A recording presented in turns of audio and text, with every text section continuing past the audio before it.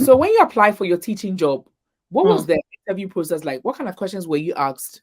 I'm sure, in UK, nothing really changes much with these things. Like Mm. my interview questions I got 4 years ago when I was coming, somebody is going to get the same questions like tomorrow. True, true. Yeah.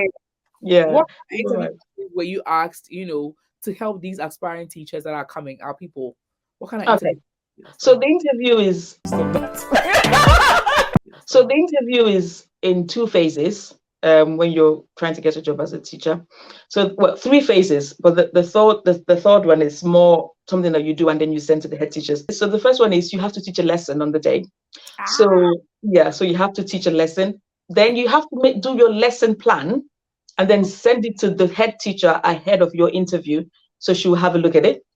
And then oh, on that day, you will teach a lesson where you have the head teacher and two other people come to observe you teach that lesson in the class. So these are children you haven't even met before, you don't know.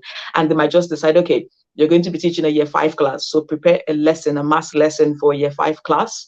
And then they might give you a particular area. So maybe on numbers, or they might say on fractions. Prepare your lesson and then come teach, prepare to teach. So you go and teach that lesson.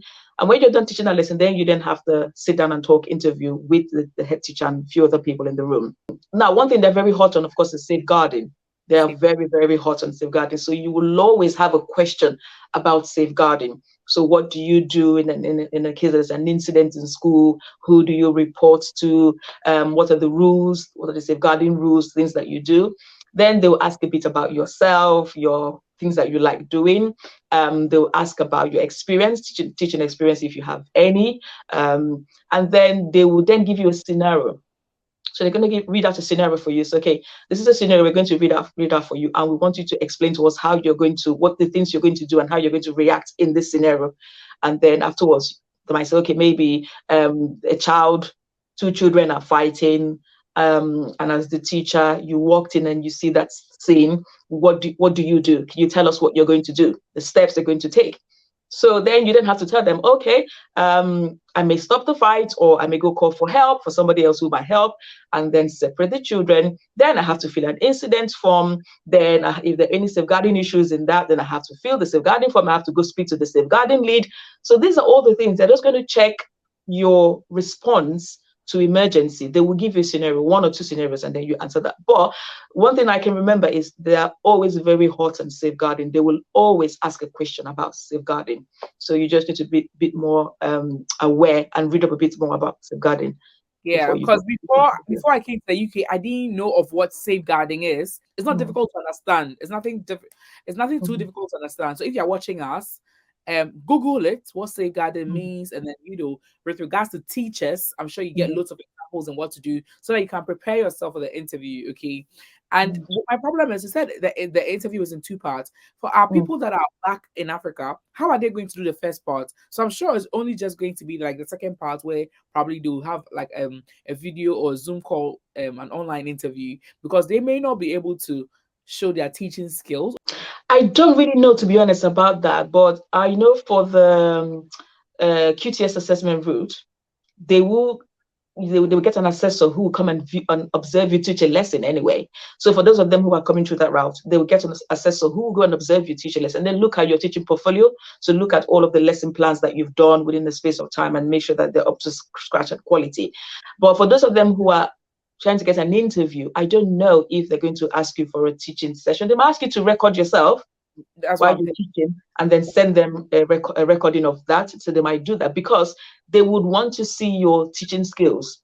They will want to see how they will do that. I don't know, but definitely, because they can sit and ask you questions and you can give them all the perfect answers to that question, but then they can't really tell your teaching skills and your classroom management and all of that, which I think is very critical for a job like this. So I don't know how they're going to do it, but I'm sure there's some way they would have come And I up with. think on your channel as well, probably you can, try to do detailed videos about some of the things that they might look out for. Let's say the Mm. interview questions, you can do videos about the interview section where you show them how to answer it, some of the words Mm. that they're expecting you to say, and then Mm.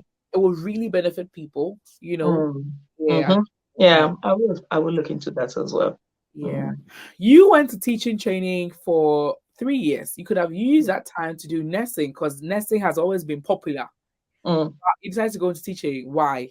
I have never really, I'm not one to like blood. I don't. I freak out in things like that very easily. I can't really, like there was once, when there's an incident in my classroom once where some children were just playing when I was my year one class. So I had like a play-based class where you have half of the class learning and then you have half who are playing. And one child mistakenly threw a metal car and it hits the other one on the head and kind of cuts the child's forehead, and blood was just gushing out. To be honest, I just froze. I froze. It was my TA who was now running around looking for. I just froze. So I'm not that kind of person that likes blood and things to do with blood. And same it happens to my kids as well. I don't like them getting injuries because I can't deal with it. So for me, nursing was never in Okay. my radar. Okay. And the salary, teacher salary, what is it like? Mhm. Well, the teacher salary for teaching in the UK is it's open for everyone to see. It's something you can easily browse online and you can see because there's a teaching scale. It's only London that has a different teaching scale to everywhere else, where everywhere else is on the same thing.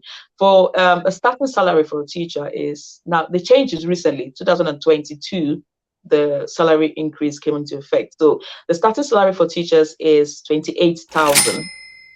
Now, when I first started, the starting salary as an NQT was 21,000 when I started teaching. So you can see there's been a massive increase in that. So as of now, the starting salary is 28,000 for those who are outside London. I think within London is about 31,000.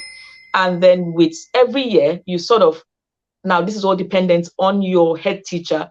If they feel that you can progress to the next skill, that you showed enough skills to progress to the next skill, then they will progress you to the next skill every year or whatever year that is they would. And then you increase in skills. So M1, M2, M3, whatever, you increase in skills like that, depending on your length of service and to the discretion of your head teacher.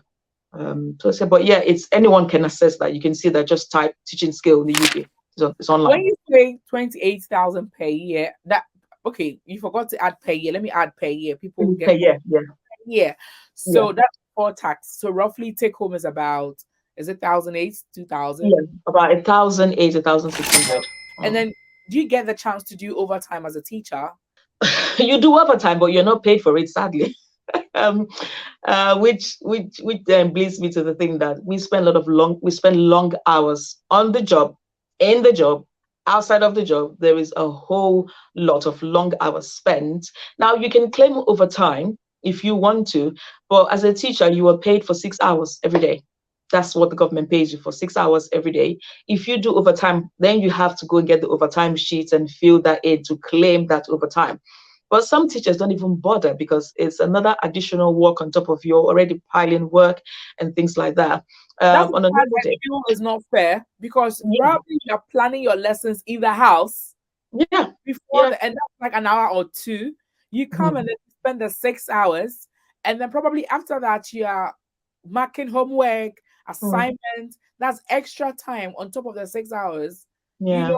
so It it's doesn't work. That's why there's a lot of strike going on, isn't it? Because teachers feel that we're underpaid for what we do.